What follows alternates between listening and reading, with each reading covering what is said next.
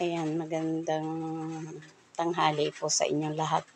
Kahit masama ang panahon natin at panay-panay ang ulan dito sa aming lugar, magandang araw pa rin sa inyong lahat.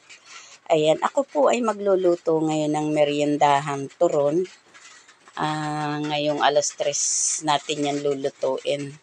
Ayan, pero bago natin lutuin ay akin munang ang aking wrapper ay paghihiwa-hiwalayin ko muna para dire-diretso na ang aking pagbabalot ng aking turon.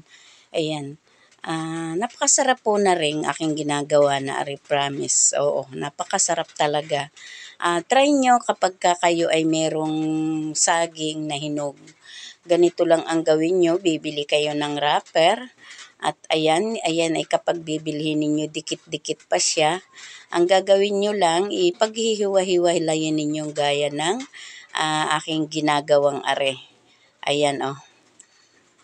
At dahil tayo ay maya-maya lang ay magbabalot na. Ayan, nagkabaliktad na itong aking ginagawa.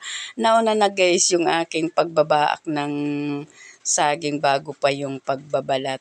Ayan, ito'y hinahati ko guys sa gitna para hindi siya masyadong makapal, para siya ay maluto kaagad at hindi siya mahilaw sa gitna gaya ng ginagawa ko. Ayan, babalatan natin to at pagkatapos nga nating balatan tong saging na are ay ating hihiwain sa gitna para siya ay maganda yung luto niya, hindi siya hilaw yung parting gitna niya. Kaya ang gagawin lang natin ay hahatiin natin sa gitna itong saging na ito pagkatapos nating balatan. At maya-maya lang ay atin na itong lulutuin para sa meriendahan ngayong 3:00. Ayan, napakasarap nito guys, promise. Napakasarap talaga, oo. Try nyo kapag kayo ay may saging na hinog. Napakasarap na meriendahan, lalo na kapag ganitong medyo maulan, ay napakasarap ng tatapatan ng kape. Ayan, grabe, sarap talaga mga ka-idol. Ayan, babalutin na natin at para mailuto na natin ito.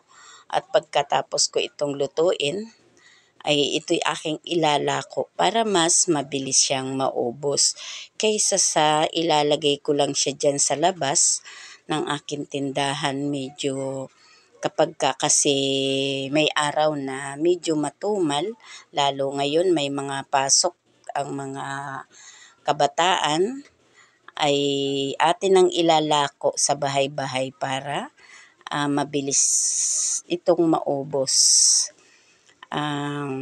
Yung gustong magpa-deliver dyan, nagde-deliver din naman ako kapag dito lang sa malapit guys. Wag lang sa malayo dahil tayo ay walang service. Oo, walang service si Inana. Kaya kumbaga ay yung malapit lang naman dito, pwedeng pick up na lang kung gusto.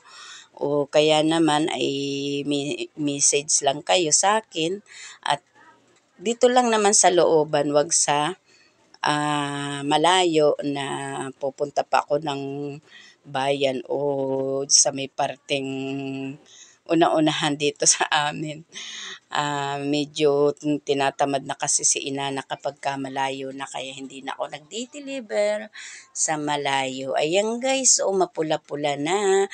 Maya-maya lang ay ito'y atin ng